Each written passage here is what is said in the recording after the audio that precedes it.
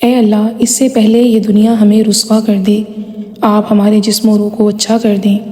یہ جو حالت ہے ہماری مگر ہم نے ہے بنائی، اب آپ جیسا چاہتے ہیں ہمیں ویسا کر دیں۔ ہمارے ہر کام میں آپ کی رضا شامل ہو، جو آپ کا حکم ہو وہ ہمارا ارادہ کر دیں۔ ہمیں وہ علم سکھائیں جس سے اجالے پھیلیں، ہمیں وہ اسم سکھا دیں جو ہمیں زندہ کر دے۔ ضائع ہونے سے بچا لے میرے اللہ ہمیں، یہ نہ ہو کہ وقت ہمیں کھیل تماشا کر دے۔ معزز سامعین، اللہ رب العزت نے جب یہ کائنات بنائی اور اس میں انسانوں کو بسانا چاہا تو سب سے پہلے حضرت آدم علیہ السلام کو بنایا۔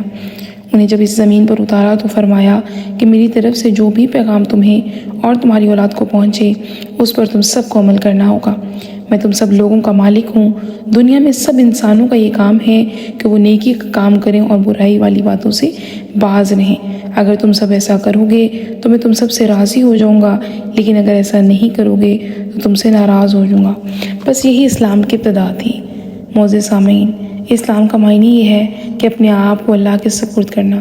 جب کلمہ طیبہ پڑھتے ہیں تو ہم دائرہ اسلام میں داخل ہو جاتے ہیں۔ سب انسانوں نے دنیا میں آ کر کچھ مدت کے لیے اللہ کے احکام پر عمل کیا، لیکن کچھ عرصے کے بعد ایسے لوگ پیدا ہوئے جنہوں نے اسلام کی تعلیم بھلا ڈالی، اللہ کے حکم سے انکار کرنے لگے۔ اسی طرح جب انسانوں میں برائیاں بڑھنے لگی تو اللہ نے ان کی اصلاح کے لیے انبیاء کرام کو بھیجا، اور سب سے آخر میں ہم سب کے پیارے نبی صلی اللہ علیہ وسلم کو بھیجا۔ آپ صلی اللہ علیہ وسلم کے بعد نہ تو کوئی نبی آیا اور نہ ہی آئے گا۔ آپ صلی اللہ علیہ وسلم کے اس دنیا سے چلے جانے کے بعد اب برائی سے روکنا، اچھے کام کرنا، اچھے کاموں کا حکم دینا علیہ وسلم کی امت کا ہی کام ہے، اور یہ امت کے کسی اسپیسیفک فرد کا کام نہیں ہے۔ ہر بڑے چھوٹے بوڑھے نوجوان بچے کی ذمہ داری ہے کہ وہ نیکی کا کام کرے اور برائی کے کاموں سے خود بھی رکے اور دوسروں کو بھی روکے، یعنی امر بالمعروف اور نہی عن المنکر کا فریضہ ہم سب کو ادا کرنا ہوگا۔ اپنے رب کو پہچاننا ہوگا۔ قرآن پاک میں اللہ فرماتے ہیں، زمین آسمان کی ساری چیزوں کا مالک صرف اور صرف میں ہوں۔ اگر تم مجھے دیکھنا چاہتے ہو تو کائنات میں بکھری ہوئی میری نشانیاں دیکھو، پھول دیکھو، پتے دیکھو، ہوا، پانی، یہ فصلیں، موسم، ان سب کو دیکھو گے تو تمہیں میں نظر آؤں گا۔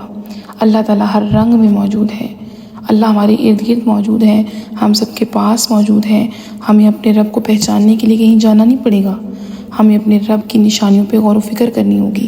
اس لیے ہم سب کو اپنی دنیا میں آنے کا مقصد پتہ ہونا چاہیے، اور اس مقصد پر عمل کرنے کی کوششیں ہم سب کے اندر پیدا ہونی چاہیے۔ آخر میں بس اتنا ہی کہ یہی آرزو ہے تعلیم قرآن عام ہو جائے، یہی آرزو ہے کہ تعلیم قرآن عام ہو جائے، ہر ایک پرچم سے اونچا پرچم اسلام ہو جائے۔